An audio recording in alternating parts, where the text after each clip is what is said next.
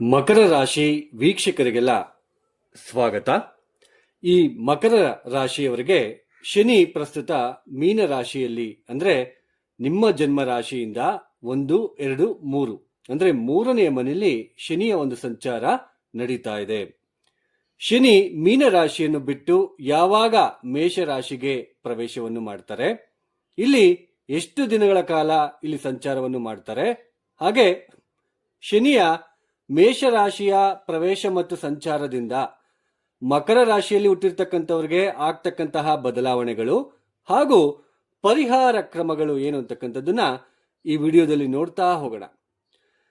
ವೀಕ್ಷಕರೇ ನೋಡಿ, ಮನುಷ್ಯನ ಯಾವುದೇ ಕಷ್ಟ ಕಾರ್ಪಣ್ಯಕ್ಕೆ, ಮನುಷ್ಯನಿಗೆ ಯಾವುದೇ ಕಷ್ಟ ಬಂದ್ರು, ಏನೇ ಕಷ್ಟ ಬಂದ್ರು ಕೂಡ ಅದಕ್ಕೆ ಮೂಲ ಕಾರಣ ಶನಿಯೇ ಅಂತಕ್ಕಂಥದ್ದನ್ನ ಸಾಕಷ್ಟು ಜನ ಹೇಳ್ತಾ ಇರ್ತಕ್ಕಂಥದ್ದನ್ನ ನೀವೆಲ್ಲ ನೋಡ್ತಾ ಇರ್ತೀರಾ. ಶನಿ ಕರ್ಮಕಾರಕ, ಶಿಸ್ತಿಗೆ ಮತ್ತು ಮನುಷ್ಯನಲ್ಲಿ ಇರ್ತಕ್ಕಂತಹ ಅಹಂಕಾರವನ್ನ ಕಡಿಮೆ ಮಾಡಿಬಿಟ್ಟು ಮಾನವತ್ವವನ್ನು ತೋರಿಸ್ತಕ್ಕಂತಹ ಗ್ರಹ ಶನಿ ಗ್ರಹ. ಶಿಸ್ತಿನ ಪಾಠವನ್ನು ಹೇಳ್ಕೊಡ್ತಕ್ಕಂಥದ್ದು, ಅಹಂಕಾರವನ್ನ ಅದನ್ನು ಸುಟ್ಟು ಹಾಕ್ಬಿಟ್ಟು ಕಡಿಮೆ ಮಾಡಿಸ್ಬಿಟ್ಟು ಮನುಷ್ಯತ್ವವನ್ನು ತಿಳಿಸ್ತಕ್ಕಂತಹ ಗ್ರಹ ಶನಿ ಗ್ರಹ. ಈ ಕಾಲಪುರುಷ ಚಕ್ರ ಏನಿದೆ, ಕಾಲಪುರುಷ ಚಕ್ರದಿಂದ ಮೊದಲನೇ ರಾಶಿ ಮೇಷ ರಾಶಿ. 1, 2, 3, 4, 5, 6, 7, 8, 9, 10 ಅಂದ್ರೆ ದಶಮಸ್ಥಾನ ಆಗುತ್ತೆ. ಕರ್ಮಕಾರಕ, ವೃತ್ತಿಕಾರಕ ಅಂತಲೂ ನಾವು ಕರಿತೇವೆ ಶನಿಯೇ. ಇಲ್ಲಿ ಒಂದು ವಿಷಯವನ್ನು ನಾನು ನಿಮಗೆ ಹೇಳಲೇಬೇಕು. ಶನಿ ತುಂಬಾ ಅದ್ಭುತವಾಗಿರ್ತಕ್ಕಂತಹ ಗ್ರಹ. ಇಲ್ಲಿ ಶನಿನ ಬೇಕಾದ್ರೆ ನಾವು ಸುಲಭವಾಗಿ ಒಲಿಸಿಕೊಳ್ಳಬಹುದು, ಆದರೆ ಗುರುಗ್ರಹವನ್ನ ಒಲಿಸ್ಕೊಳ್ಳೋದಕ್ಕೆ ಆಗುವುದಿಲ್ಲ. ಎಲ್ಲರೂ ತಿಳ್ಕೊಂಡಿರೋದೇನು, ಶನಿ ಅಂದ್ರೆ ಕಷ್ಟ, ಗುರು ಅಂದ್ರೆ ಸುಲಭ ಅಂತಕ್ಕಂತಹ ಒಂದು ಥಾಟ್ ಅಲ್ಲಿ ಅಥವಾ ಆ ಒಂದು ವಿಚಾರವನ್ನು ತಿಳ್ಕೊಂಡಿರ್ತಕ್ಕಂಥದ್ದು, ಆ ತರ ಒಂದು ಭಾವನೆಯಲ್ಲಿ ಇರ್ತಕ್ಕಂಥದ್ದು ಇಲ್ಲಿ ಕಾಣಿಸ್ತಾ ಇರುತ್ತೆ. ಯಾಕಂದ್ರೆ ಶನಿ ಅಂದ ತಕ್ಷಣನೇ ತುಂಬಾ ಜನ ಭಯ ಪಡ್ತಾ ಇರ್ತಾರೆ. ಶನಿ ಅಂದ್ರೇನೆ ಕಷ್ಟ, ಗುರು ಅಂದ್ರೇನೆ ಸ್ವಲ್ಪ ಗುರುಗ್ರಹ ತುಂಬಾ ಒಳ್ಳೆಯದು ಅಂತಕ್ಕಂಥದ್ದು ಎಲ್ಲರ ಮನಸ್ಸಿನಲ್ಲಿ ಇರ್ತಕ್ಕಂಥದ್ದು. ಆದ್ರೆ ಅದು ತುಂಬಾ ಸುಳ್ಳು ಆಗಿರುತ್ತೆ. ಶನಿ ಕರ್ಮಕಾರಕ. ಯಾವುದೇ ಗ್ರಹ ಕೂಡ ನಮ್ಮ ಜನ್ಮ ಜಾತಕ ರೀತ್ಯ ಅವರು ಇರುವ ಸ್ಥಾನ, ಅವರು ಯಾವ ನಕ್ಷತ್ರದಲ್ಲಿ ಇದ್ದಾರೆ, ಅವರು ಎಷ್ಟು ಬಲಿಷ್ಠರಾಗಿದ್ದಾರಾ ಅಥವಾ ಬಲಹೀನರಾಗಿದ್ದಾರಾ ಅನ್ನೋದು ತುಂಬಾ ಮುಖ್ಯ ಆಗಿರುತ್ತೆ. ಇದನ್ನ ಅರ್ಥ ಮಾಡ್ಕೊಳ್ಳಿ. ಹಾಗೇನೆ ಇಲ್ಲಿ ನಿಮ್ಮದು ಈಗ ಜನ್ಮ ರಾಶಿ ಮಕರ ರಾಶಿ. ಚಂದ್ರ ನಾವು ಹುಟ್ಟಿದಾಗ ಯಾವ ಮನೆಯಲ್ಲಿ ಇರ್ತಾರೋ ಅದು ನಮಗೆ ಜನ್ಮ ರಾಶಿ ಆಗುತ್ತೆ. ಏನಪ್ಪಾ ಶನಿ ಬಗ್ಗೆ ಇಲ್ಲಿ ಮೇಷರಾಶಿಗೆ ಯಾವಾಗ ಪ್ರವೇಶ ಮಾಡ್ತಾರೆ, ಎಷ್ಟು ದಿನ ಇರ್ತಾರೆ, ಏನಾಗುತ್ತೆ ಅಂತ ಹೇಳೋದು ಬಿಟ್ಬಿಟ್ಟು ಏನೇನೋ ಹೇಳ್ತಾ ಇದ್ದಾರೆ ಅಂತ ನೀವು ಅಂದ್ಕೋಬಹುದು. ಇದು ವಾಸ್ತವವನ್ನು ನಾನು ನಿಮಗೆ ತಿಳಿಸ್ಲಿಕ್ಕೆ ಪ್ರಯತ್ನ ಮಾಡ್ತಾ ಇದ್ದೇನೆ. ಇರುವ ಸತ್ಯಾಂಶವನ್ನು ತಿಳಿಸ್ಲಿಕ್ಕೆ ನಾನು ನಿಮಗೆ ಪ್ರಯತ್ನ ಮಾಡ್ತಾ ಇದ್ದೇನೆ. ವಿಡಿಯೋ ಸ್ಕಿಪ್ ಮಾಡಿದೆ ನೋಡಿ. ಚಂದ್ರ ಯಾವ ರಾಶಿಯಲ್ಲಿ ಇರ್ತಾರೋ ಅದು ನಮಗೆ ರಾಶಿ. ಅವರು ಯಾವ ನಕ್ಷತ್ರದಲ್ಲಿ ಇದ್ದಾಗ ನಾವು ಹುಟ್ಟಿರ್ತೀವೋ, ಈಗ ಮಕರ ರಾಶಿಯಲ್ಲಿ ಯಾವ್ಯಾವ ನಕ್ಷತ್ರ ಬರುತ್ತೆ, ಉತ್ತರಾಷಾಢ ನಕ್ಷತ್ರ 2ನೇ ಪಾದ, 3ನೇ ಪಾದ, 4ನೇ ಪಾದ, ಶ್ರವಣ ನಕ್ಷತ್ರ 4 ಪಾದಗಳು, ಹಾಗೆ ಧನಿಷ್ಠ ನಕ್ಷತ್ರ 1 ಮತ್ತು 2ನೇ ಪಾದ ಮಕರ ರಾಶಿಯಲ್ಲಿ ಬರ್ತಕ್ಕಂತಹ ನಕ್ಷತ್ರಗಳು. ಚಂದ್ರ ಏನೋ ಈ ಮನೇಲಿ ಇದ್ದಾರೆ, ಓಕೆ, ಬಟ್ ಅವ್ರು ಯಾವ ನಕ್ಷತ್ರದಲ್ಲಿ ಇದ್ದಾಗ ನಾವು ಹುಟ್ಟಿರ್ತೀವೋ ಆ ನಕ್ಷತ್ರ ಅಧಿಪತಿಯಿಂದ, ಆ ನಕ್ಷತ್ರಕ್ಕೆ ಅಧಿಪತಿ ಯಾರು, ಉತ್ತರಾಷಾಢ ನಕ್ಷತ್ರಕ್ಕೆ ಸೂರ್ಯ, ಶ್ರವಣ ನಕ್ಷತ್ರಕ್ಕೆ ಚಂದ್ರ, ಧನಿಷ್ಠ ನಕ್ಷತ್ರಕ್ಕೆ ಕುಜ. ಉತ್ತರಾಷಾಢ ನಕ್ಷತ್ರದಲ್ಲಿ ಏನಾದ್ರೂ ಜಾತಕದವನು ಹುಟ್ಟಿದ್ರೆ ಸೂರ್ಯ ಮಹಾದಶ ಪ್ರಾರಂಭ ಆಗುತ್ತೆ. ಸೂರ್ಯ ಮಹಾದಶ ಆದ್ಮೇಲೆ ನಿಮಗೆ ಚಂದ್ರ ಮಹಾದಶ 10 ವರ್ಷ, ಚಂದ್ರ ಆದ್ಮೇಲೆ ಕುಜ ಮಹಾದಶ 7 ವರ್ಷ, ಕುಜ ಮಹಾದಶ ಆದ್ಮೇಲೆ ಮತ್ತೆ ನಿಮಗೆ ರಾಹು ದಶ 18 ವರ್ಷ, ರಾಹು ಆದ್ಮೇಲೆ ಗುರು ಮಹಾದಶ 16 ವರ್ಷ. ಅಂದ್ರೆ ಈ ತರ ಒಂದೊಂದೇ ದಶಾಭುಕ್ತಿಗಳು ಬರ್ತಾ ಹೋಗುತ್ತೆ. ಚಂದ್ರ ಅಂದ್ರೆ ಮನಸ್ಸು ಕಾರಕ. ನೋಡಿ, ಈಗ ನಾನು ಹೇಳಿದೆ ಚಂದ್ರ ಯಾವ ನಕ್ಷತ್ರದಲ್ಲಿ ಇರ್ತಾನೋ, ಯಾವ ನಕ್ಷತ್ರದಲ್ಲಿ ಸ್ಥಿತನಾಗಿರ್ತಾರೋ ಅಲ್ಲಿಂದ ನಮಗೆ ದಶಾಭುಕ್ತಿ ಪ್ರಾರಂಭ ಆಗುತ್ತೆ ಅಂತ ಹೇಳ್ಬಿಟ್ಟು, ಆ ದಶಾಭುಕ್ತಿಗಳು ನಮ್ಮ ಜಾತಕಕ್ಕೆ ಅನುಕೂಲಕರವಾಗಿರ್ತಾವೋ ಇಲ್ವೋ ಅಂತ ಹೇಗೆ ಗೊತ್ತಾಗುತ್ತೆ? ಲಗ್ನದಿಂದ. ಲಗ್ನ ತುಂಬಾ ಇಂಪಾರ್ಟೆಂಟ್. ನಾವು ಮೇಷ ಲಗ್ನದಲ್ಲಿ ಹುಟ್ಟಿದೀವಾ, ವೃಷಭ ಲಗ್ನದಲ್ಲಿ ಹುಟ್ಟಿದೀವಾ, ಮಿಥುನ ಲಗ್ನದಲ್ಲಿ ಏನಾದ್ರೂ ಹುಟ್ಟಿದೀವಾ, ಕರ್ಕಾಟಕ ಲಗ್ನದಲ್ಲಿ ಏನಾದ್ರೂ ಹುಟ್ಟಿದೀವಾ, ಅಥವಾ ಸಿಂಹ ಲಗ್ನನ, ಕನ್ಯಾ ಲಗ್ನನ, ತುಲಾ ಲಗ್ನನ, ವೃಶ್ಚಿಕ ಲಗ್ನನ, ಧನಸ್ಸು ಲಗ್ನನ, ಮಕರ ಲಗ್ನನ, ಕುಂಭ ಲಗ್ನನ, ಮೀನ ಲಗ್ನನ ಅನ್ನೋದು ತುಂಬಾ ಮುಖ್ಯವಾಗಿರ್ತಕ್ಕಂಥದ್ದು. ಅಂದ್ರೆ ನಾವು ಮಕರ ರಾಶಿಯಲ್ಲೇನೆ ಹುಟ್ಟಿದೀವಿ, ಬಟ್ ಯಾವ ಲಗ್ನ, ಆ ಲಗ್ನ, ಒಂದೊಂದು ಲಗ್ನಕ್ಕೆ ಒಂದೊಂದು ಗ್ರಹ ನಮಗೆ ಶುಭ ಫಲಿತಾಂಶಗಳನ್ನ ಕೊಡ್ತಕ್ಕಂತಹ ಗ್ರಹಗಳಾಗಿರ್ತಾರೆ. ಶನಿಯೇ ಎಲ್ಲಾ ಕಷ್ಟಕ್ಕೂ ಮೂಲ ಕಾರಣ ಅಂತ ಏನೆಲ್ಲ ಹೇಳ್ತಾ ಇದಾರಲ್ವಾ, ಅವರಿಗೆ ಇದು ನಿಮಗೆ ಅರ್ಥ ಆಗೋದಕ್ಕೆ ನಾನು ಹೇಳ್ತಾ ಇರ್ತಕ್ಕಂಥದ್ದು. ನೋಡಿ, ಮೇಷ ಲಗ್ನಕ್ಕೆ ಲಗ್ನಾಧಿಪತಿ ಕುಜ ನಿಮಗೆ ಶುಭ ಫಲಿತಾಂಶಗಳನ್ನು ಕೊಡ್ತಕ್ಕಂಥದ್ದು. ಸೂರ್ಯ ಪಂಚಮಾಧಿಪತಿ ಸೂರ್ಯ 1, 2, 3, 4, 5 ಪಂಚಮಾಧಿಪತಿ ಸೂರ್ಯ. ಹಾಗೆ 6, 7, 8, 9 ನವಮಾಧಿಪತಿ ಗುರು. ಅಂದ್ರೆ ಕುಜ, ಸೂರ್ಯ ಮತ್ತೆ ಗುರು ಈ ಲಗ್ನಕ್ಕೆ ಶುಭ ಫಲಿತಾಂಶಗಳನ್ನ ಕೊಡ್ತಕ್ಕಂತಹ ಗ್ರಹಗಳಾಗಿರ್ತಾರೆ. ಅಂದ್ರೆ ಇವರ ದಶಾಭುಕ್ತಿಗಳ ಕಾಲದಲ್ಲಿ ಇವರಿಗೆ ಅನುಕೂಲಕರವಾಗಿರ್ತಕ್ಕಂತಹ ಪರಿಸ್ಥಿತಿಯನ್ನು ಕೊಡ್ತಾ ಹೋಗ್ತಾರೆ ಅಂತ ಅರ್ಥ. ಈಗ ಮೇಷ ಲಗ್ನದಲ್ಲಿ ಹುಟ್ಟಿದರೆ ಮಕರ ರಾಶಿ ಓಕೆ, ಮೇಷ ಲಗ್ನ. ಈ ನವಮಾಧಿಪತಿ ಗುರು ಮತ್ತೆ ಪಂಚಮಾಧಿಪತಿ ಸೂರ್ಯ ಇಲ್ಲಿ ಏನಾದ್ರೂ ಇದ್ರೆ ಪಂಚಮ ಸ್ಥಾನದಲ್ಲಿ, ಸೂರ್ಯ ಮತ್ತೆ ಗುರು ಏನಾದ್ರೂ ಜೊತೆಲೇ ಇದ್ದಾಗ, ಸೂರ್ಯ ಪಂಚಮಾಧಿಪತಿಯಾಗಿ ಪಂಚಮ ಸ್ಥಾನದಲ್ಲಿ ಇದ್ದಾರೆ, ಮೇಲ್ನೋಟಕ್ಕೆ ಏನೋ ಸೂರ್ಯ ಮತ್ತೆ ಗುರು ಇದ್ದಾರೆ ಪಂಚಮ ಸ್ಥಾನದಲ್ಲಿ. ಪಂಚಮ ಸ್ಥಾನ ತುಂಬಾ ಮುಖ್ಯ, ಪೂರ್ವ ಪುಣ್ಯ ಸ್ಥಾನ ಅಂತ ನಾವು ಕರಿತೀವಿ. ಪಂಚಮ ಸ್ಥಾನ ಏನ್ ಹೇಳುತ್ತೆ? ಬುದ್ಧಿವಂತಿಕೆ. ನಾವ್ ಯಾವ ತರ ಚಾಣಾಕ್ಷತನ ಇದೆಯಾ, ಬುದ್ಧಿವಂತಿಕೆ ಇದೆಯಾ, ನಾವ್ ಯಾರಾದ್ರೂ ಏನಾದ್ರೂ ಒಂದು ಮಾತು ಹೇಳಿದ್ರೆ ನಂಬಿಡ್ತೀವಾ ಅಥವಾ ನಂಬೋದಿಲ್ವಾ, ಆಲೋಚನೆ ಮಾಡೋ ಶಕ್ತಿ ಇದೆಯಾ, ನಮ್ಮ ಸಂತಾನ ಹೇಗಿರುತ್ತೆ, ಸಂತಾನದಿಂದ ನಮ್ಮ ಅಭಿವೃದ್ಧಿ ಯಾವ ತರ ಇರುತ್ತೆ, ಸಂತಾನ ಹುಟ್ಟಿದ ನಂತರ ನಮ್ಮ ಜೀವನದ ಶೈಲಿ ಯಾವ ತರ ಇರುತ್ತೆ, ನಾವು ಯಾವ ತರ ಯೋಚನೆ ಮಾಡ್ತಾ ಇದೀವಿ. ಹಾಗೆ ಕೆಲವರು ಉದ್ಯೋಗ ಮಾಡಿಕೊಳ್ಳುತ್ತಾ ಎಕ್ಸ್ಟ್ರಾ ಮನಿ ಅರ್ನ್ ಮಾಡ್ತಾ ಇರ್ತಾರೆ. ಶೇರ್ ಮಾರ್ಕೆಟ್, ಟ್ರೇಡಿಂಗು, ಸಣ್ಣ ಪುಟ್ಟ ಬಿಸ್ನೆಸ್ ಮಾಡ್ಕೊಳ್ತಾ ಇನ್ವೆಸ್ಟ್ಮೆಂಟ್ ಮಾಡಿಬಿಟ್ಟು ಹಣವನ್ನು ಸಂಪಾದನೆ ಮಾಡ್ತಾ ಇರ್ತಾರೆ. ಅದೆಲ್ಲನೂ ಕೂಡ ಪಂಚಮ ಸ್ಥಾನ ತುಂಬಾ ಮುಖ್ಯ. ಪಂಚಮಾಧಿಪತಿ ಬಲಹೀನ ಆದಾಗ ಈ ಟ್ರೇಡಿಂಗು, ಶೇರ್ ಮಾರ್ಕೆಟ್ ಅಲ್ಲೆಲ್ಲ ಇನ್ವೆಸ್ಟ್ಮೆಂಟ್ ಮಾಡಿ ತುಂಬಾ ಹಣ ನಷ್ಟ ಮಾಡ್ಕೊಳ್ತಕ್ಕಂಥದ್ದು ಇರುತ್ತೆ. ಸೊ ಅಂತಹ ಪಂಚಮ ಸ್ಥಾನದಲ್ಲಿ ಮೇಲ್ನೋಟಕ್ಕೆ ಸೂರ್ಯ ಗುರು ಇದ್ದಾರೆ, ಓಕೆ, ಒಳ್ಳೆಯದು ಅಂತ ಹೇಳಬಹುದು. ಆದರೆ ಸೂರ್ಯ ಎಷ್ಟು ಬಲಿಷ್ಠರಾಗಿದ್ದಾರೆ, ಗುರು ಎಷ್ಟು ಬಲಿಷ್ಠರಾಗಿದ್ದಾರೆ ಅಂತ ನಾವು ಯಾವ ತರ ಚೆಕ್ ಮಾಡ್ತೀವಿ ಅಂದ್ರೆ, ಅಷ್ಟಕ ವರ್ಗ ಬಿಂದುಗಳು, ರಾಹು ಕೇತುವನ್ನು ಹೊರತುಪಡಿಸಿ ಮಿಕ್ಕಿದ ಎಲ್ಲಾ ಗ್ರಹಗಳು ಕೂಡ ನಿಮ್ಮ ಜಾತಕದಲ್ಲಿ ಒಂದೊಂದು ಮನೆಗೆ ಇಷ್ಟಿಷ್ಟು ಪಾಯಿಂಟ್ಸ್ ಅಂತ ಕೊಟ್ಕೊಳ್ತಾ ಬಂದಿರ್ತಾರೆ. ಇಲ್ಲಿ ಸೂರ್ಯ ಏನಾದ್ರೂ 0, 1, 2 ಏನಾದ್ರೂ ಬಿಂದುಗಳೇನಾದ್ರೂ ಕೊಟ್ಟಿದ್ದು, ಗುರು ಕೂಡ ಬಲಹೀನ ಆದಾಗ ಒಂದು 3 ಬಿಂದುಗಳು ಕೊಟ್ಟಿದ್ರೆ, ಅಂದ್ರೆ ಪಂಚಮ ಸ್ಥಾನಕ್ಕೆ ಏನು ಬುದ್ಧಿವಂತಿಕೆ, ಆ ಚಾಣಾಕ್ಷತನ, ಆಮೇಲೆ ಆ ಸಂತಾನ ವಿಚಾರದಲ್ಲಿ ಏನು ಬೇಕೋ ಅದು ಆ ಬುದ್ಧಿವಂತಿಕೆಯನ್ನ ಉಪಯೋಗಿಸ್ಕೊಳ್ಳೋಕೆ ಆಗೋದಿಲ್ಲ ಅಂತ ಅರ್ಥ. ಬುದ್ಧಿವಂತಿಕೆ ಇದ್ರೂ ಕೂಡ ಅದನ್ನ ಸರಿಯಾದ ಮಾರ್ಗದಲ್ಲಿ ಇವರು ಉಪಯೋಗಿಸಿಕೊಳ್ಳುವುದಿಲ್ಲ ಅಂತ ಅರ್ಥ. ಸೊ ನಮಗೆ ಸೂರ್ಯ ಇಲ್ಲಿ ಏನಾದ್ರೂ ಅಷ್ಟಕವರ್ಗ ಬಿಂದುಗಳೇನಾದ್ರೂ 4, 5, 6 ಬಿಂದುಗಳು ಕೊಟ್ಟು, ಹಾಗೆ ಗುರು ಕೂಡ 4, 5, 6 ಬಿಂದುಗಳು ಕೊಟ್ಟಿದ್ರೆ ಒಳ್ಳೆ ಟೀಚರ್ ಆಗ್ತಕ್ಕಂಥ ಯೋಗ, IAS, IPS ಅಧಿಕಾರಿಗಳಾಗ್ತಕ್ಕಂಥದ್ದು, ಸಮಾಜದಲ್ಲಿ ಉನ್ನತವಾಗಿರ್ತಕ್ಕಂತಹ ಗೌರವ ಮರ್ಯಾದೆಗಳನ್ನ ಸಂಪಾದನೆ ಮಾಡಿಕೊಳ್ತಕ್ಕಂಥದ್ದು, ಈ ತರಹದ ಒಂದು ಅನುಕೂಲಕರವಾಗಿರ್ತಕ್ಕಂತಹ ಪುಣ್ಯ ಒಂದು ಇವರಿಗೆ ಸಿಗ್ತಾ ಹೋಗುತ್ತೆ ಅಂತಾನೆ ಹೇಳ್ಬೋದು. ಅಂದ್ರೆ ನಮಗೆ ಜಾತಕ ರೀತ್ಯ ದಶಾಭುಕ್ತಿಗಳು ತುಂಬಾ ಮುಖ್ಯ. ಇಲ್ಲಿ ಇನ್ನೊಂದು ಎಕ್ಸಾಂಪಲ್ ನ ಕೊಡ್ತೇನೆ. ಇದು ಮೇಷ ಲಗ್ನದಲ್ಲಿ ಹುಟ್ಟಿರ್ತಕ್ಕಂಥವ್ರಿಗೆ ತೃತೀಯಾಧಿಪತಿ ಬುಧ, ಷಷ್ಠಾಧಿಪತಿ ಮತ್ತೆ ಬುಧ, ತೃತೀಯಾಧಿಪತಿನೂ ಬುಧ ಆಗ್ತಾರೆ. 1, 2, 3 ತೃತೀಯಾಧಿಪತಿ ಬುಧ, 4, 5, 6 ಷಷ್ಠಾಧಿಪತಿ ಕೂಡ ಬುಧ ಆಗ್ತಾರೆ. ಈ ಬುಧ ಏನಾದ್ರೂ 4ನೇ ಮನೆಯಲ್ಲಿ ಏನಾದ್ರೂ ಸ್ಥಿತನಾಗಿದ್ದು, ಬುಧ ಮಹಾದಶೆ ಏನಾದ್ರೂ ಪ್ರಾರಂಭ ಆದಾಗ 17 ವರ್ಷ ಬುಧ ಮಹಾದಶೆ ಇರುತ್ತೆ. 6ನೇ ಮನೆ ಅಧಿಪತಿ ತೃತೀಯಾಧಿಪತಿ ಪಾಪಿಯಾಗಿ ಕರ್ಕಾಟಕ ರಾಶಿಯಲ್ಲಿ ಜಲತತ್ವ ರಾಶಿಯಲ್ಲಿ ಇದ್ದಾಗ ಮನಃಶಾಂತಿ ಇರೋದಿಲ್ಲ, ಮನೆಯಲ್ಲಿ ನೆಮ್ಮದಿ ಇರೋದಿಲ್ಲ. 4ನೇ ಮನೆ ಅಂತ ಏನಂತ ಹೇಳುತ್ತೆ? 4ನೇ ಮನೆ ಏನು? ಕಂಫರ್ಟು, ಹ್ಯಾಪಿನೆಸ್ಸು, ನಾವು ಮಾಡ್ತಕ್ಕಂತಹ ಕೆಲಸ ಕಾರ್ಯಗಳಲ್ಲಿ ಮನಃಶಾಂತಿ ಇದೆಯಾ? ಹಾಗೆ 8, 9, 10ನೇ ಕ್ಲಾಸಲ್ಲಿ ಓದ್ತಕ್ಕಂತಹ ವಿದ್ಯಾರ್ಥಿಗಳ ಮಾನಸಿಕ ಸ್ಥಿತಿ ಯಾವ ತರ ಇದೆ? ಅವ್ರು ಚೆನ್ನಾಗಿ ಓದ್ತಾ ಇದ್ದಾರಾ? ಮನಸ್ಸಿಟ್ಟು ಓದ್ತಾ ಇದ್ದಾರಾ? ಹಾಗೆ ನಮಗೆ ಮನೆ ಯಾವ ತರ ಇದೆ, ಮನೆ ಸುತ್ತಮುತ್ತ ಪರಿಸರ ಯಾವ ತರ ಇದೆ, ಎಲ್ಲನೂ ಕೂಡ 4ನೇ ಮನೆಯಿಂದ ನಾವು ನೋಡ್ತೀವಿ. ಅಂತಹ 4ನೇ ಮನೆಯಲ್ಲಿ ಪಾಪಿಯಾಗಿರ್ತಕ್ಕಂತಹ, ಅಂದ್ರೆ ಈ ಲಗ್ನಕ್ಕೆ ಪಾಪಿ ಗ್ರಹಗಳು, ಯಾವುದೇ ತರಹದ ನವಗ್ರಹಗಳು ಕೂಡ ನಮಗೆ ಪಾಪ ಗ್ರಹಗಳು ಆತರ ಇರೋದಿಲ್ಲ. ಬಟ್ ಈ ಲಗ್ನಕ್ಕೆ ನಾವು ತಗೊಂಡಾಗ ಪಾಪಿ ಆಗ್ತಾನೆ ಬುಧ. ನಿಮಗೆ ಅಶುಭಕಾರಕ ಬುಧ. ಏನಾದ್ರೂ ಅಷ್ಟಕವರ್ಗ ಬಿಂದುಗಳು 0, 1, 2 ಏನಾದ್ರೂ ಬಿಂದುಗಳು ಕೊಟ್ಟು 4ನೇ ಮನೆಯಲ್ಲಿದ್ದು ಆ ಬುಧ ದಶ ಪ್ರಾರಂಭ ಆದಾಗ ತುಂಬಾ ಮಾನಸಿಕ ಒತ್ತಡ, ನಷ್ಟಗಳನ್ನ ಅನುಭವಿಸ್ತಾನೆ ಜಾತಕದವನು.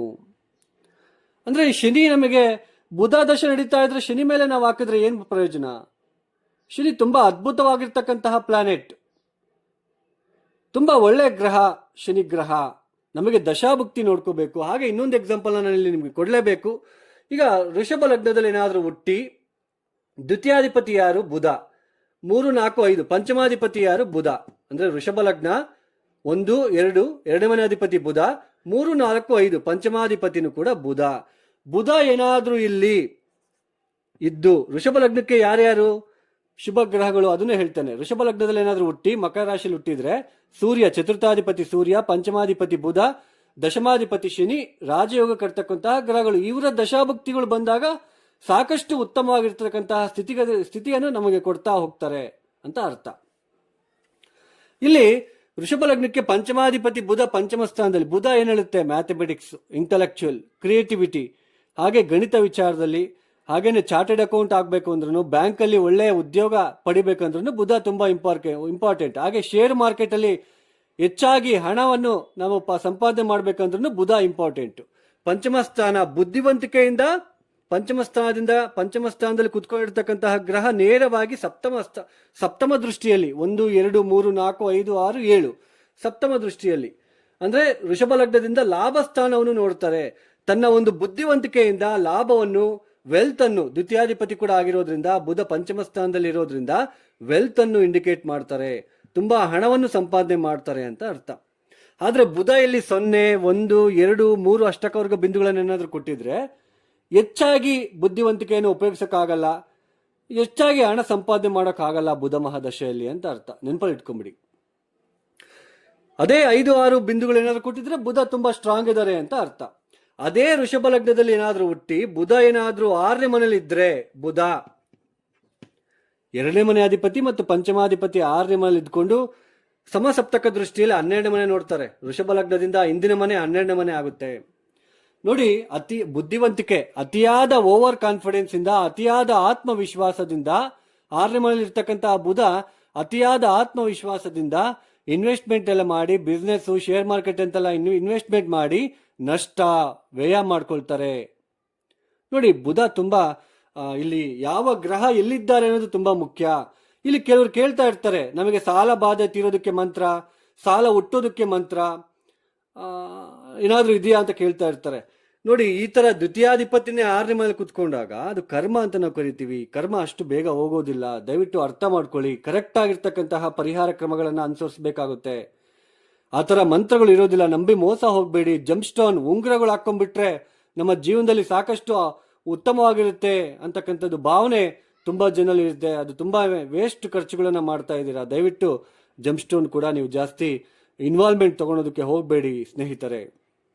ನೋಡಿ, ಮಕರ ರಾಶಿಯಲ್ಲಿ ಹುಟ್ಟಿರ್ತಕ್ಕಂಥವ್ರಿಗೆ ಈಗ ಶನಿ ನಿಮಗೆ ಅರ್ಥ ಆಗಿರ್ಬೇಕು. ಶನಿ ಎಲ್ಲೇ ಇದ್ರೂ ಕೂಡ ಗೋಚಾರದಲ್ಲಿ ಸಾಡೆ ಸಾತಿ ಇರಲಿ, ಅಷ್ಟಮ ಶನಿ ಇರಲಿ, ಪಂಚಮ ಶನಿ ಇರಲಿ, ಅರ್ಧಾಷ್ಟಮ ಶನಿ ಇರಲಿ, ನಮಗೆ ಜನ್ಮ ಜಾತಕ ರೀತ್ಯ ಒಳ್ಳೆ ಗ್ರಹ ದಶ ನಡೀತಾ ಇದ್ರೆ ಶನಿ ಅಷ್ಟೊಂದು ಅಶುಭ ಫಲಿತಾಂಶಗಳನ್ನ ಕೊಡುವುದಿಲ್ಲ.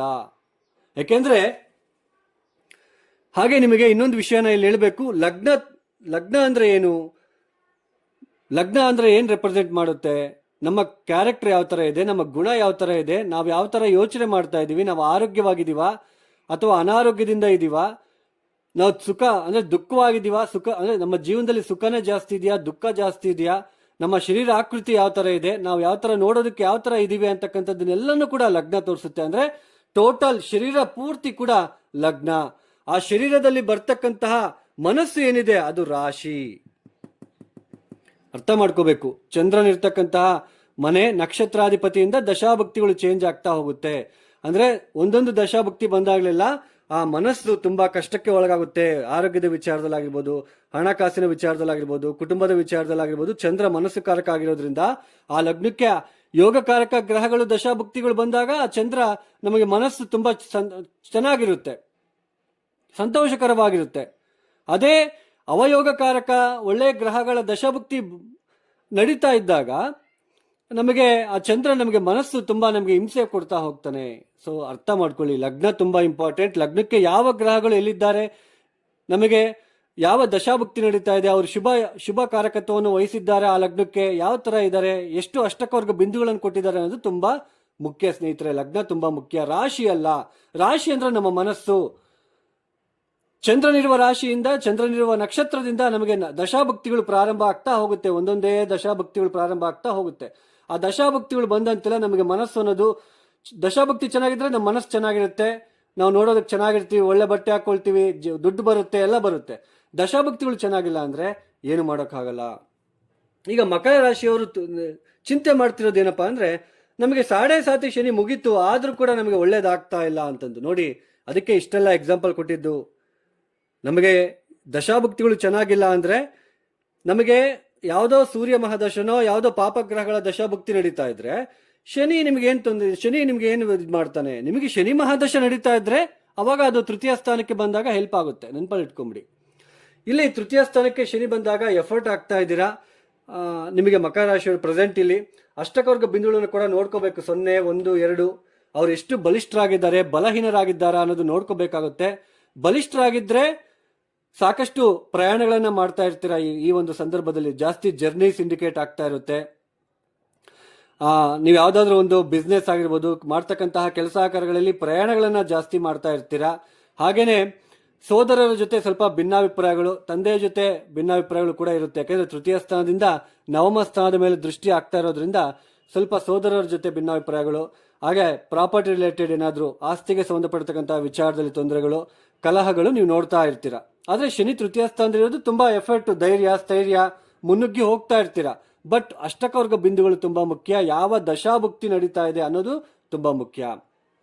ಶನಿ ಮೀನರಾಶಿಯನ್ನು ಬಿಟ್ಟು ಮೇಷರಾಶಿಗೆ 2027 ಜೂನ್ 3ನೇ ತಾರೀಕು ಇಲ್ಲಿಗೆ ಬರ್ತಾರೆ. ಮೇಷರಾಶಿಗೆ ಪ್ರವೇಶವನ್ನು ಮಾಡ್ತಾರೆ. ನಿಮ್ಮ ಮಕರ ರಾಶಿಯಿಂದ 1, 2, 3, 4 ಅಂದ್ರೆ ಅರ್ಧಾಷ್ಟಮ ಶನಿ, 4ನೇ ಮನೆಯಲ್ಲಿ ಶನಿ ಬಂದು ಕುತ್ಕೊಳ್ತಾ ಇರ್ತಕ್ಕಂಥದ್ದು. 4ನೇ ಮನೆ ಅಂದ್ರೆ ಏನ್ ಹೇಳುತ್ತೆ? ಮಾನಸಿಕವಾಗಿ ಸುಖವಾಗಿದೀವಾ, ಕಂಫರ್ಟು, ಹ್ಯಾಪಿನೆಸ್ಸು. ಮತ್ತಮೇಲೆ ಶನಿಯ ದೃಷ್ಟಿ ದಶಮ ಸ್ಥಾನದ ಮೇಲೆ ಬೀಳ್ತಾ ಇರುತ್ತೆ. 1, 2, 3, 4, 5, 6, 7, 8, 9, 10 ದಶಮ ಸ್ಥಾನದ ಮೇಲೆ ಬೀಳ್ತಾ ಇರುತ್ತೆ. ಸೊ ಶನಿ ಇಲ್ಲಿ 4ನೇ ಮನೆಗೆ ಬಂದಾಗ, 4ನೇ ಮನೆ ಏನ್ ಹೇಳುತ್ತೆ? ನಾವು ಎಷ್ಟು ಸಂತೋಷವಾಗಿದ್ದೀವಿ, ನಮ್ಮ ಮನೆಯಲ್ಲಿ ಯಾವ ತರ ಪರಿಸರ ಇದೆ, ನಮ್ಮ ತಾಯಿ ಜೊತೆ ಯಾವ ತರ ಪರಿಸರ ಇದೆ, ನಾವು ಯಾವ ತರ ಆರೋಗ್ಯವಾಗಿದ್ದೀವಾ, ಯಾವ ತರ ಇದೆ ನಮ್ಮ ಜೀವನದ ಶೈಲಿ ಯಾವ ತರ ಇದೆ, ನಾವು ಮಾಡ್ತಕ್ಕಂತಹ ಕೆಲಸ ವೃತ್ತಿಯಲ್ಲಿ, ಯಾಕಂದ್ರೆ ಶನಿ ದೃಷ್ಟಿಯಲ್ಲಿ 10ನೇ ಮನೆಗೆ ಬೀಳುತ್ತೆ, ನಾವು ಮಾಡ್ತಕ್ಕಂತಹ ವೃತ್ತಿಯಲ್ಲಿ ನಮ್ಗೆ ಯಾವ ತರ ಇದೆ ಅನ್ನೋದೆಲ್ಲನೂ ಕೂಡ ರೆಪ್ರೆಸೆಂಟ್ ಮಾಡ್ತಾ ಹೋಗುತ್ತೆ ಚತುರ್ಥ ಸ್ಥಾನ. ಅಂತಹ ಚತುರ್ಥ ಸ್ಥಾನಕ್ಕೆ ಅರ್ಧಾಷ್ಟಮ ಶನಿ, ಕರ್ಮಕಾರಕ ಶನಿ ಬಂದಾಗ ಇಲ್ಲಿ ಅಷ್ಟಕವರ್ಗ ಬಿಂದುಗಳನ್ನು ನೋಡ್ಕೋಬೇಕು. 0, 1, 2 ಅಂದ್ರೆ ಎಷ್ಟು ಶನಿ ಬಲಿಷ್ಠರಾಗಿದ್ದಾರೆ ಮತ್ತು ಜಾತಕದಲ್ಲಿ ಯಾವ ದಶಾಭುಕ್ತಿ ನಡೀತಾ ಇದೆ ಅನ್ನೋದ್ರ ಮೇಲೆ ನಾವು ಎಷ್ಟು ಸಂತೋಷವಾಗಿದ್ದೇವೆ, ನಾವು ಯಾವ ತರ ಮಾನಸಿಕ ಸ್ಥಿತಿಯಲ್ಲಿ ಇದ್ದೇವೆ, ಒತ್ತಡ ಇದೆಯಾ, ಇಲ್ಲ ಸಂತೋಷ ಇದೆಯಾ, ತಾಯಿಯ ಜೊತೆ ಭಿನ್ನಾಭಿಪ್ರಾಯ ಏನೂ ಇಲ್ವಾ, ವಿದ್ಯಾರ್ಥಿಗಳು ಓದಿನಲ್ಲಿ ಯಾವ ತರ ಇದ್ದಾರೆ, ನಾವು ಮಾಡ್ತಕ್ಕಂತಹ ಕೆಲಸದಲ್ಲಿ ನಮ್ಗೆ ಎಷ್ಟು ಸಂತೋಷ ಇದೆ ಅಂತ ಗೊತ್ತಾಗ್ತಾ ಹೋಗುತ್ತೆ. ಒಟ್ಟಿನಲ್ಲಿ ಚತುರ್ಥ ಸ್ಥಾನ ಶನಿ ಸ್ವಲ್ಪ ಮನಸ್ಸಿಗೆ ಹಿಂಸೆ, ತಾಯಿ ಜೊತೆ ಕಲಹಗಳು, ಭಿನ್ನಾಭಿಪ್ರಾಯಗಳು, ವೃತ್ತಿಯಲ್ಲಿ ಸಡನ್ ಆಗಿ ಚೇಂಜಸ್ ಕಾಳ್ತಕ್ಕಂಥದ್ದು, ವೃತ್ತಿಯಲ್ಲಿ ಬದಲಾವಣೆಗಳು, ಇದೆಲ್ಲನೂ ನಿಮಗೆ ಕೊಡ್ತಾ ಹೋಗುತ್ತೆ. ಇಟ್ಸ್ ಡಿಪೆಂಡ್ಸ್ ಆನ್ ಅಷ್ಟಕವರ್ಗ ಬಿಂದುಗಳು ಚೆನ್ನಾಗಿದ್ರೆ ಅಷ್ಟೊಂದು ತೊಂದರೆ ಆಗಲ್ಲ. ಜಾತಕ ರೀತಿಯನ್ನು ಕೂಡ ನಿಮಗೆ ದಶಾಭಕ್ತಿಗಳು ಚೆನ್ನಾಗಿದ್ರೆ ಅಷ್ಟೊಂದು ತೊಂದರೆ ಆಗೋದಿಲ್ಲ ಸ್ನೇಹಿತರೆ. ಸುಮ್ಮನೆ ಬ್ಲೈಂಡ್ ಆಗಿ ರಾಶಿ ರಾಶಿ ರಾಶಿ ಅಂತ ನಂಬ್ತಾ ಹೋಗ್ತಾ ಇದ್ದೀರಾ. ರಾಶಿ ಫಲಿತಾಂಶ ಜಸ್ಟ್ 20%. ಲಗ್ನ ತುಂಬಾ ಮುಖ್ಯ. ಮನುಷ್ಯನ ಶರೀರದಲ್ಲಿ ಬರ್ತಕ್ಕಂತಹ ಮನಸ್ಸು ಇದೆಯಲ್ಲ, ಅದನ್ನ ನಾವು ರಾಶಿ ಅಂತ ನಾವು ಕರಿತೀವಿ. ಅರ್ಥ ಮಾಡ್ಕೊಳ್ಳಿ. ಚಂದ್ರನಿರುವ ಸ್ಥಾನದಿಂದ ಚತುರ್ಥ ಸ್ಥಾನ, ಅರ್ಧಾಷ್ಟಮ ಸ್ಥಾನಕ್ಕೆ ಶನಿ ಅಂತ ಗ್ರಹ ಬಂದಾಗ ಮನಸ್ಸು ತೊಂದರೆ ಆಗ್ತಕ್ಕಂಥದ್ದಿರುತ್ತೆ. ಆದ್ರೆ ಲಗ್ನದಿಂದ ನಮಗೆ ಶುಭ ಗ್ರಹಗಳ ದಶಾಭುಕ್ತಿ ನಡೀತಾ ಇದ್ರೆ ಅಷ್ಟೊಂದು ತೊಂದರೆ ಆಗೋದಿಲ್ಲ. ಈಗ ಶನಿ 2029 ಆಗಸ್ಟ್ ತನಕ ಇಲ್ಲೇ ಇರ್ತಾರೆ. ಅವರು ಕರ್ಮಕಾರಕ, ಕರ್ಮವನ್ನು ಸೂಚನೆ ಮಾಡ್ತಾ ಇದ್ದಾರೆ. ಸ್ವಲ್ಪ ತೊಂದರೆ ಮಾಡಕ್ ಬಂದಾಗ ಶನಿ, ನಾವು ಏನ್ ಮಾಡಬೇಕು? ಪರಿಹಾರ ಕ್ರಮಗಳು. ಕರ್ಮ ಅನ್ನೋದು ಕಡಿಮೆ ಆಗ್ಬೇಕು ಅಂದ್ರೆ ಕಾಲಭೈರವ ಆರಾಧನೆ, ಶಿವನ ಆರಾಧನೆ ಮಾಡಬೇಕು. ಓಂ ನಮಃ ಶಿವಾಯ ಮಂತ್ರ, ಕಾಲಭೈರವ ಗಾಯತ್ರಿ ಮಂತ್ರ, ಪ್ರತಿನಿತ್ಯ ಎಳ್ಳು ಬತ್ತಿಯನ್ನ ಶಿವನ ದೇವಸ್ಥಾನದಲ್ಲಿ ಹಚ್ಚಿಬಿಟ್ಟು ಬರ್ತಕ್ಕಂಥದ್ದು, ಹೊರಗಡೆ ಹಚ್ಬಿಟ್ಟು ಒಳಗಡೆ ಕುತ್ಕೊಂಡು ಓಂ ನಮಃ ಶಿವಾಯ ಮಂತ್ರ ಪಾರಾಯಣ ಮಾಡ್ಕೊಳ್ತಕ್ಕಂಥದ್ದು, ಈ ತರ ನೀವು ಮಾಡ್ಕೊಳ್ತಾ ಬರಬೇಕು. ಶನಿ ಕರ್ಮವನ್ನು ಕಡಿಮೆ ಮಾಡೋದು. ಇಲ್ಲಿ ಶನಿ ಕರ್ಮಕಾರಕ ನಮಗೆ ತೊಂದರೆ ಮಾಡಕ್ ಬಂದಾಗ ನಾವು ಕಪ್ಪು ಬಟ್ಟೆಗಳನ್ನು ಹಾಕೊಳ್ಳೋದು, ಮತ್ತಮೇಲೆ ಶನಿಯ ಮಂತ್ರಗಳನ್ನು ಓದೋದು, ಅದು ಅಷ್ಟೊಂದು ನಿಮಗೆ ಫಲಿತಾಂಶ ಕೊಡಲ್ಲ. ಕರ್ಮ ಕಡಿಮೆ ಆಗಬೇಕು ಅಂದ್ರೆ ನಾವು ಕಾಲಭೈರವ ಮೊರೆ ಹೋಗ್ಬೇಕು. ಅರ್ಥ ಮಾಡ್ಕೊಳ್ಳಿ. ಸೊ ಅರ್ಥ ಆಗಿದೆ ಅಂತ ಅನ್ಕೊಳ್ತಾ ಇದ್ದೇನೆ. ಚತುರ್ಥ ಸ್ಥಾನಕ್ಕೆ ಶನಿ ಬರ್ತಾ ಇರೋದು ಅಷ್ಟೊಂದು ಒಳ್ಳೇದಲ್ಲ, ಬಟ್ ಎಷ್ಟು ಬಿಂದುಗಳನ್ನು ಕೊಟ್ಟಿದ್ದಾರೆ ಹಾಗೂ ದಶಾಭುಕ್ತಿ ಯಾವುದು ಅನ್ನೋದ್ರ ಮೇಲೆ ಡಿಪೆಂಡ್ ಆಗಿರುತ್ತೆ. ನೆನಪಲ್ಲಿ ಇಟ್ಕೊಳ್ಳಿ. ಪರಿಹಾರ ಕ್ರಮವನ್ನು ಕೂಡ ಕಾಲಭೈರವ ಆರಾಧನೆ ನಿತ್ಯ ಮಾಡಬೇಕು, ಶಿವನ ಆರಾಧನೆ ಮಾಡಬೇಕು. ಸೊ ಯಾರೆಲ್ಲ ಈ ವಿಡಿಯೋನ ನೋಡ್ತಾ ಇದ್ದೀರಾ, ನಿಮ್ಗೆ ಇಷ್ಟ ಆಗಿದ್ರೆ ಮಾತ್ರ ಲೈಕ್ ಮಾಡಿ, ಶೇರ್ ಮಾಡಿ, ಸಬ್ಸ್ಕ್ರೈಬ್ ಮಾಡ್ಕೊಳ್ಳಿ. ಯಾರಿಗಾದ್ರೂ ಆಸ್ಟ್ರಾಲಜಿ ಕನ್ಸಲ್ಟೇಷನ್ ಬೇಕು ಅಂತಂದ್ರೆ ಡಿಸ್ಪ್ಲೇ ಆಗ್ತಿರೋ ನಂಬರ್ಗೆ ನೇರವಾಗಿ ಕರೆಯನ್ನು ಮಾಡಿ, ಸಮಸ್ಯೆಗಳನ್ನ ಹೇಳ್ಕೋಬಾರ್ದು, ನಾನೇ ಕಂಪ್ಲೀಟ್ ಎಕ್ಸ್ಪ್ಲೇನ್ ಮಾಡ್ತಾ ಹೋಗ್ತಾನೆ. ಸರ್ವೇ ಜನೋ ಸುಖಿನೋ ಭವಂತು. ಧನ್ಯವಾದಗಳು. ಜೈ ಶ್ರೀರಾಮ್.